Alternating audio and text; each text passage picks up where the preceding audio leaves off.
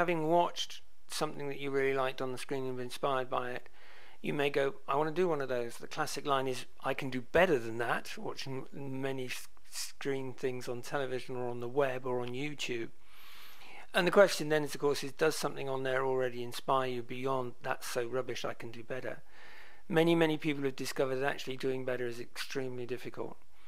But sometimes, especially with short films, you get a good idea and you can actually go out there and just make it, and it will be just great. Most people I've ever met have got at least one good short film in them. So in that sense, it depends what you want to make and what you want to write. Starting out on a short film is a good idea, and it may well be inspired by looking at other people's short films, but at least you'll know what not to do if you don't like them. Moving on from there, though, there is the question of other types of sources away from the mainstream and more into the general area of research. We could spend a long time talking about research. All I would say is do some. It will always bring you good ideas, often inspire you, and certainly make what you write more interesting. But beyond that, what can you research and how do you do research? And where do you find what I would call sources of inspiration? Well, there's some old tricks, well known, well used, and they work. The first, of course, is newspaper and magazine articles, or in particular headlines. Headlines are designed to actually catch your attention and inspire your interest, and in that sense they often inspire the beginnings of great stories. So it's worth collecting headlines that catch your attention, and then one day when you're sitting down for 10 minutes and going, let's look at these headlines and see if I can make a story out of one of them. That often will produce some really interesting ideas that will get you fired up and get you going. The same applies to photographs and postcards, and photographs you've taken or photographs you find in magazines or papers or on the web. The thing about photographs is that they are visual, and you are going to be working in a visual medium if you're working on the web. But even in things like stage plays, or actually even if you're working in terms of the novel, actually visual things can be incredibly important in terms of how you actually envisage something or the atmosphere that's created for a particular narrative. So collect up these images, collect them out of magazines, take screen grabs off the web, and actually put together a portfolio of things that actually inspire you to think. And just like the headlines, work with them for a while, shift through them, take out the one at a time and go, what's behind that image? What are those characters doing, or what would take place in this place that would be interesting? And this is the beginnings of ideas. You don't have to be perfect. There is no such thing at this stage.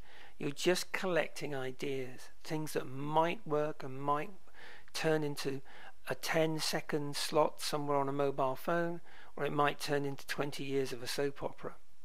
You don't know at this stage. That's the beauty of ideas. So beyond the visual and beyond headlines, what else is there? Well, there's obviously the fact that you can work from your own life. Many people have written stories based on incidents in their own life. And there's, an old adage about writers is write what you know. Now the problem with write what you know is too many people then just think, oh well, that means I'm going to sit down and write about my latest boyfriend or girlfriend, or what my family did last weekend, or what I think of the neighbour or someone at work or at school.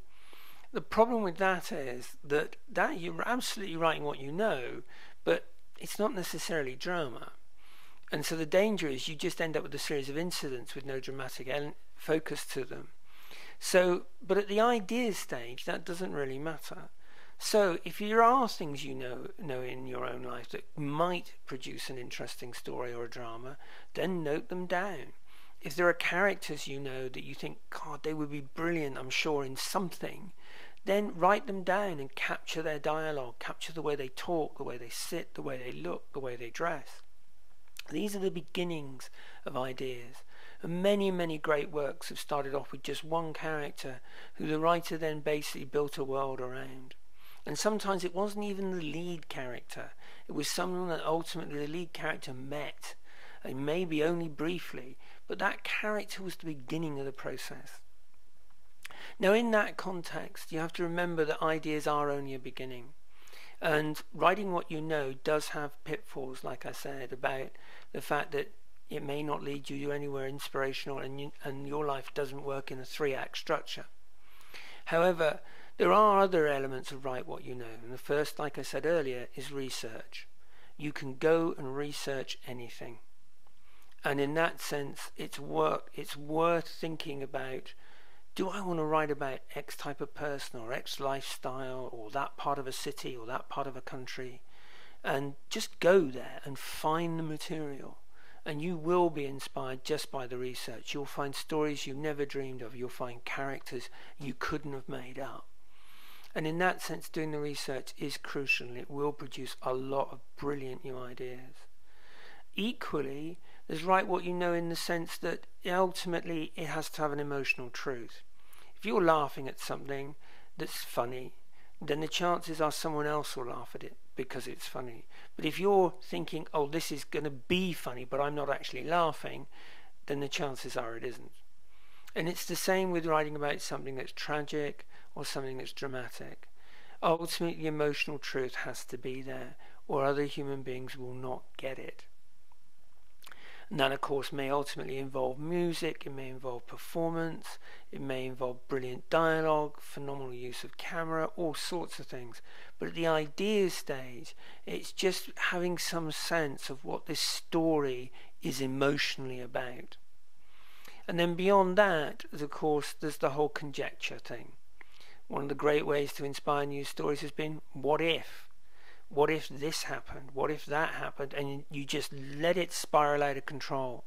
You sit there for maybe 10, 15, 20 minutes, an hour, and you just write the follow-on from what if and see what comes. This is not about actually having a perfect idea. It's about finding ideas. And it's the same with thinking about the future. Many people write phenomenal futuristic pieces based upon a conjecture, an idea of what the future might be like.